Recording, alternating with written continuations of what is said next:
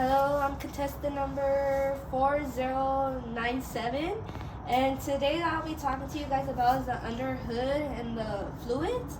But first, I'll talk to you about the safety I'm wearing. I have my hair pushed back, I have my glasses on, I have gloves on so any acid or anything gets onto my hands and it won't hit my skin. I have steel-toe boots on, and I have a stool with me because, of course, I'm short and I can't reach into certain things, but they have rubber covers on it, so like since it's on the ground, it won't slip or anything. So I have fender covers right here and a mechanical belt because so it won't leave scratches or anything on the vehicle, and the fender covers will cover it and block it from me scratching it or anything. So first thing I'll talk to you about is the coolant. So if you come over here, I'll show you. First we're gonna do is unlock the coolant, open it up.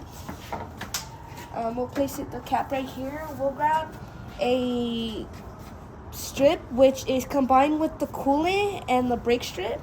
So what we're gonna do is first open it, and then we're gonna pull out a strip. And so we're gonna go over here and test it. Dip it in. So it changed colors. So we're gonna come here to the bottle from the strips. So on here it shows that if it was for the pH, if it's a 7 above, it's good. But if it's below a 6.5, it shows the coolant is bad. But on the tester it shows it's between a 9 and 11. And for the freezing and boiling point, it shows it's like probably at 50. So for that, it shows that it's good. And obviously shows us that the coolant color is green, so that means it's really good. So we'll put the cap back on.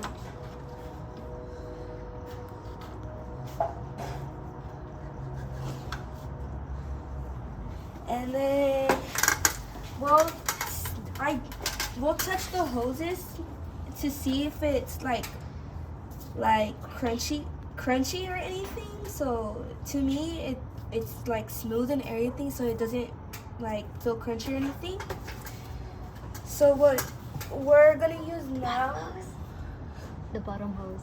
Oh, and we're also gonna check the bottom hose too. So we're just gonna,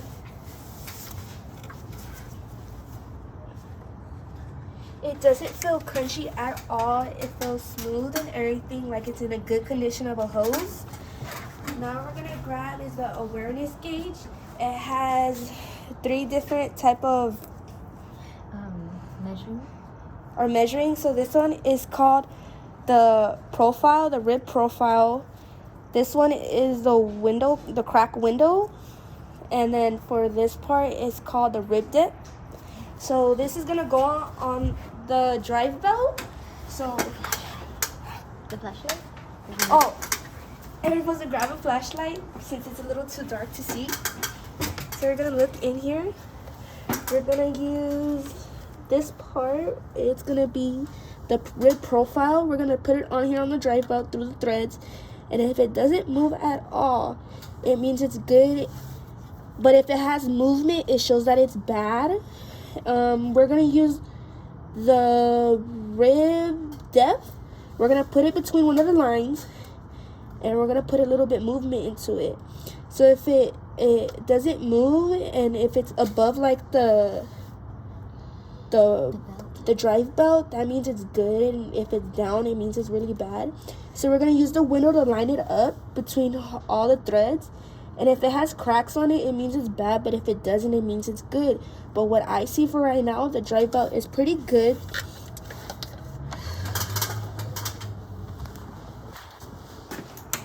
So now we'll move on is to the battery.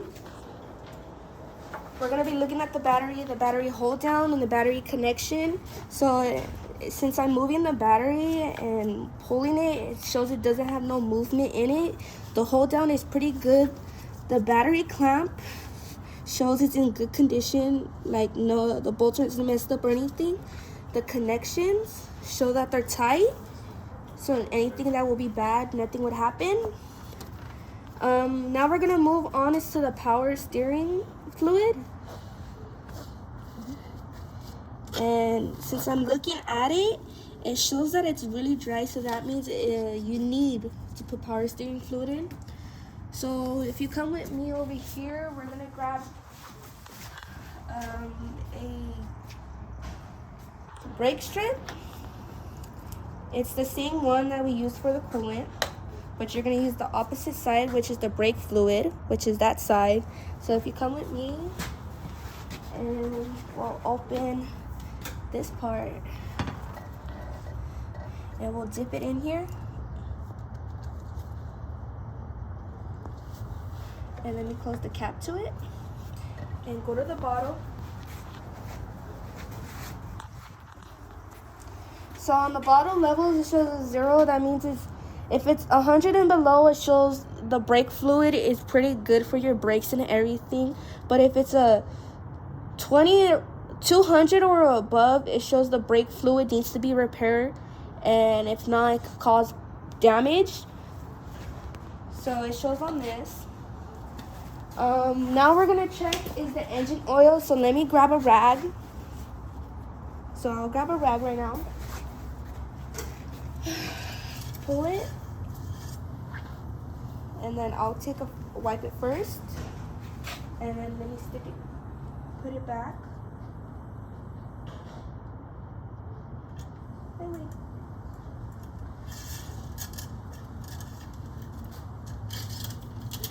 Move it around for a bit, pull it back out. And then on here, it shows it's at max, so that means the engine, it has enough oil and it's like not dry or below it. It has a good amount of oil in it, so let me wipe it one more time and then put it back in.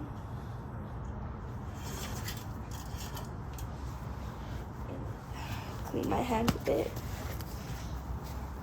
So now we're gonna just identify with my eyes with all the wiring inside the vehicle and everything to see if there's any damage, broken wires, so it won't be like a fire hazard inside the engine or something that could actually happen more. So I'm looking at the spark plug wires, they're pretty good. The connection to the air hose is good. The brake cable looks completely fine to me. So I'll grab my stool, but first, let me grab the fender cover, put it over here, and then let me grab my stool and move it over here, and I'll grab the transmission fluid stick and look at it.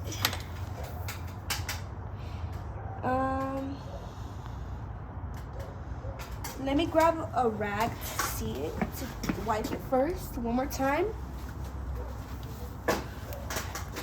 and then put it back in to try it again. Move it around a bit and then pull it back out.